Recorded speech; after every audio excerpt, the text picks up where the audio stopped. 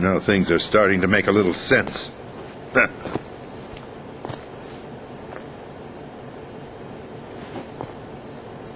Switch over to nano-communication so nobody can listen in. Yes, sir. Do you read me, sir? Yes. Mr. President, it's my understanding that the terrorists have managed to input the code sequence necessary for launching a nuclear strike. That's correct. I punched the sequence in myself. You're working for them? If you asked me 2 hours ago, my answer would have been yes. Right now, they're keeping me alive until my vital signs are reconfirmed. They betrayed you? I wouldn't quite put it that way. I wanted power. They sought destruction. But why stoop to terrorism? I wanted absolute power. But you're the president. You have power. No, I'm just a figurehead. What?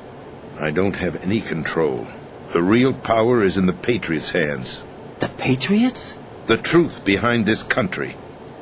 I'm not surprised you've never heard of them. Very few are aware of their existence, even among those with code word clearance. Huh? Politics, the military, the economy, they control it all. They even choose who becomes president. Putting it simply, the Patriots rule this country. No. Hard to believe, isn't it? But it's the truth. The space defense, income tax reduction, and national missile defense programs. Every policy that's been credited to me was actually done according to their instructions. Space defense was initiated by Congress. That's what the Patriots want the country to believe. It's all a show. Democracy is just a filler for textbooks. Think about it. Do you actually believe that public opinion influences the government? No. This country is shaped and controlled as the Patriots see fit. The people are shown what they want to believe. What you call government is actually a well-staged production aimed at satisfying the public. Huh? Don't look at me like that. I'm legally sane, you know. It's not your sanity that worries me. The Patriots. Even I don't know who the actual members are. Are they financial, political, or military leaders? No one knows who the Patriots really are. Even my instructions come from a cutout. All I've been told is that every key decision is made by a group of 12 men, known as the Wise Men's Committee. Your office? The White House? Merely puppets, pawns in a game. By pledging my loyalty, an insignificant son of a senator was awarded the presidency. Of course, that wasn't the only price I had to pay. What do you mean? Even if a pawn becomes a queen, it is still just a playing piece. I wanted to leave my own mark in history, but my ambitions were... You'll understand someday. I wished to be a member of the Patriots. I wanted to wield the power of a king instead of being an expendable pawn. And that justifies acts of terrorism? Yes.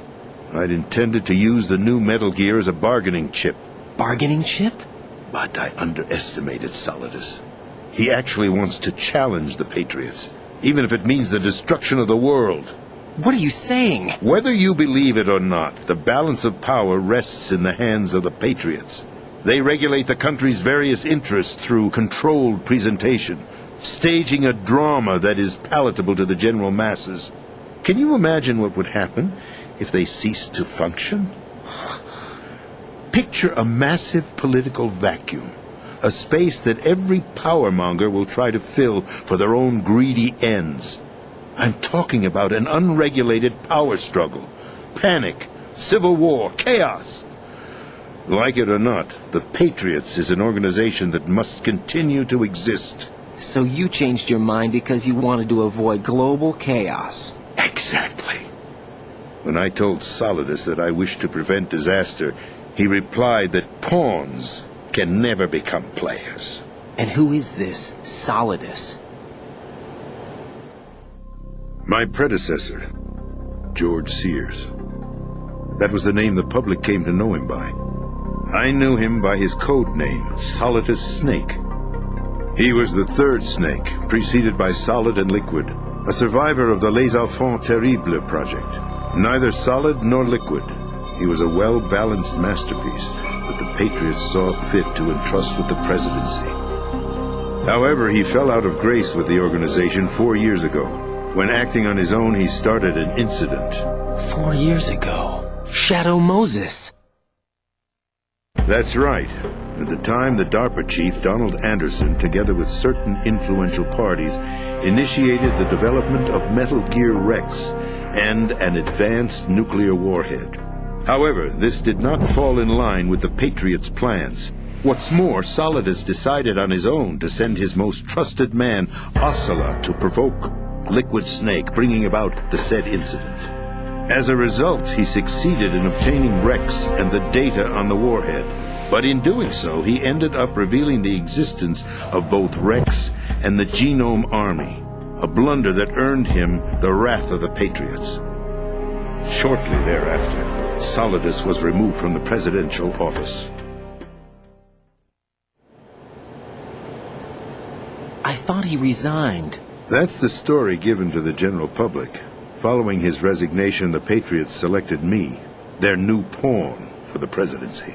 But that would mean that the presidential race was... That was quite a show, wasn't it? It was a well-scripted drama staged by the Patriots for the benefit of the public. Even the Democrats and Republicans were dancing to the Patriots' tune.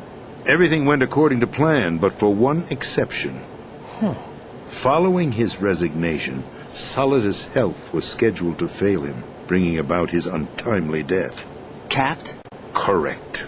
But before the Patriots could execute their plot, Solidus went underground with the help of Ocelot. As he avoided pursuit, Solidus gained control of Dead Cell, winning over Colonel Golukovich's outfit. From there he bided his time, knowing that his opportunity would soon arrive. What opportunity? The completion of the new Metal Gear project, an opportunity that would even his odds against the Patriots. By stealing the Patriots' most valued project, he would be able to place them in a very uncomfortable position. It's the only chance he has for survival. Once he has the new Metal Gear, he'll declare war against the Patriots. Needless to say, he must be stopped. Metal Gear is already operational. No, not yet. What you saw was Metal Gear Ray, hijacked 2 years ago from the Marines by Ocelot. That was not the new Metal Gear. Then where's the new Metal Gear? Right here. What? You're standing in it. To be more precise, this entire big shell facility is the new Metal Gear. What'd you say? No, I'm quite serious. The upper structure that you've seen is camouflage, designed to represent an offshore cleanup facility.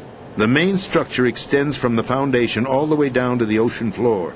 The connecting elevator is located on the B2 floor of the Shell 1 core. Arsenal Gear. That's the code name for the new Metal Gear. Arsenal? That's right. Arsenal. We're talking about an impregnable fortress carrying a load of over a couple of thousand missiles, including nuclear warheads, all protected by a horde of mass-produced Metal Gear Ray units. Mass-produced? The Ray unit was originally designed for the Marines to be used as a countermeasure against the Metal Gear variations throughout the world. The Patriots had Ray redesigned to protect the new Arsenal Gear. So now anti-Metal Gears are guarding a Metal Gear. Ironic, isn't it? That's not all. Arsenal Gear has full access to the military's tactical network, giving it the ability to exercise absolute control over our nation's armed forces, not to mention our nuclear armament. In short, Arsenal was created to be the core of our country.